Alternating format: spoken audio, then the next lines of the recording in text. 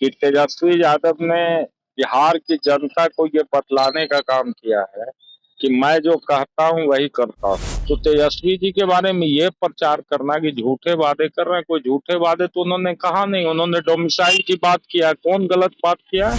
Domicile Bihar की जनता की भावना है, बिहार का लोग चाहता है कि बिहार के नौकरियों पर बिहारियों का हक हो।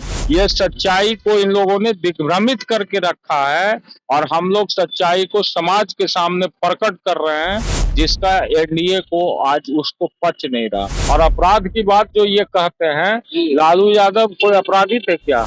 लोहिया और जयप्रकाश के विचारों को जमीन पर उतारने का काम किया, सोशल जस्टिस का नारा दिया। सम्राट चौधरी जी इसी के राष्ट्रीय जनता दल के प्रोजेक्ट हैं, उनको राष्ट्रीय जनता दल ने स्थापित किया।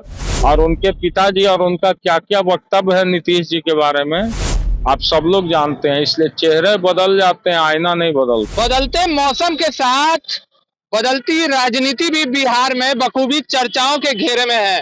नमस्कार, मैं हूं फलक सिंह और आप सभी का स्वागत हो चुका है हमारे चैनल सच टॉक्स में। न पक्ष न विपक्ष, सिर्फ सच। और आज जिस तरीके से तेजस्वी यादव लगातार बड़ी घोषणा करते हुए नजर आ रहे हैं, उस पर एनडीए सरकार जिस तरीके से हमलावर होते हुए नजर आ रहा है, बिहार में राजनीतिक सरगर्मी अपने चरम पर है। आज हमारे साथ उपस्थित है आरजेडी से विधायक राजेश रोशन जी, जिनसे बात करते हैं कि लगातार एनडीए का सर हमला हो रहा है, कि नेता प्रतिपक्ष कहना है कि सारे वादे उनके ढकोसले हैं।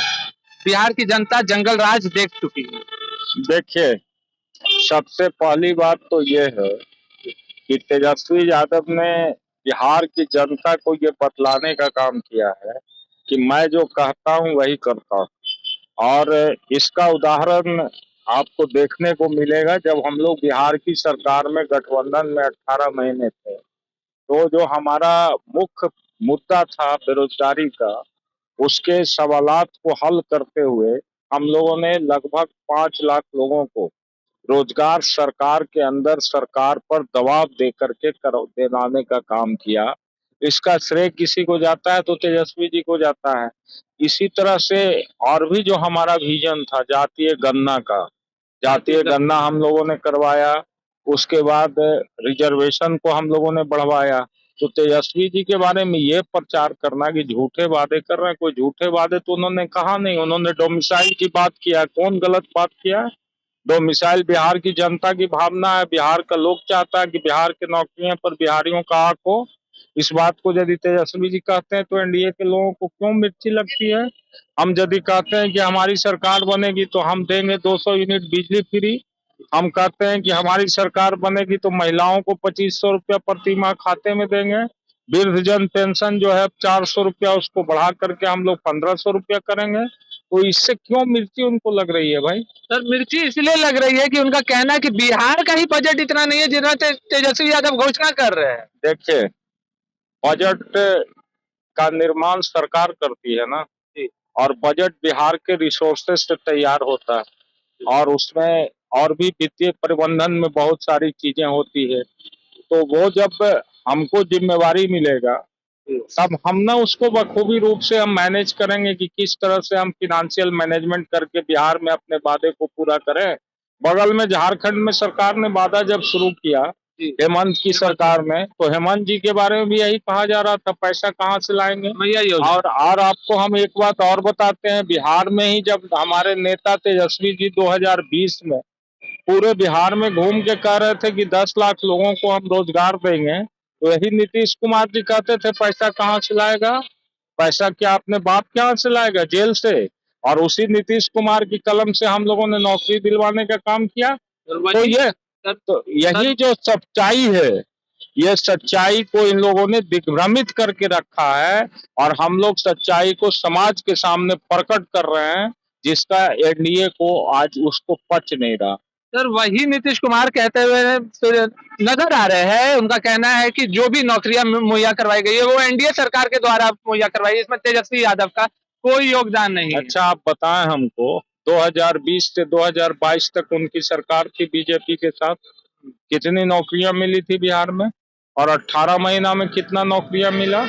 और आज हम लोग जब सरकार से अलग हैं तो किन वैकेंसियों पर बहाली हो रही है, जिन वैकेंसियों को हम लोगों ने निर्धारित किया था। तो ये तो आईना है, इसको तो देख रहा लोग, किसी को कहने और ना कहने से नहीं ना होगा। किसी के हम कह दें कि हम बहुत अच्छे हैं तो हमको आप अच्छा मान लीजिए क्या? हमारा जो अच्छा का प्लेटफॉर्म होगा, जो उसका मूल्यांकन का आधार होगा, उसके आधार पर ना अच्छा बुरा तय होगा। सर ज्यादा वक्त नहीं लेंगे आपका, आखिरी सवाल रहेगा। सम्राट चौधरी ने कहा है कि लालू यादव मतलब अपराध।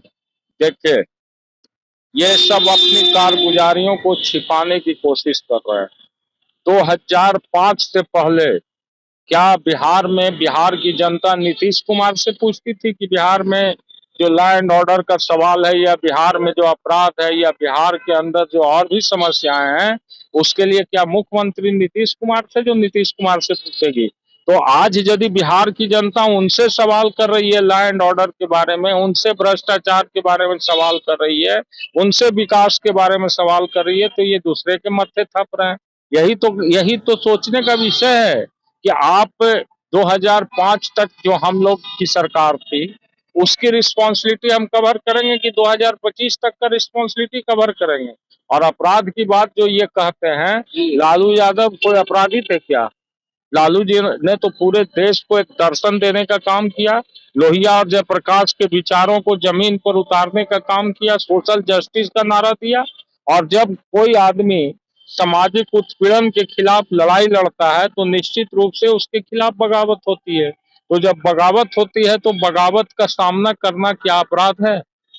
यदि आपके नजर में अपराध है तो इसको तो हम नहीं समझ सकते। इसलिए सम्राट चौधरी जी इसी के राष्ट्रीय जनता दल के प्रोजेक्ट हैं, उनको राष्ट्रीय जनता दल ने स्थापित किया।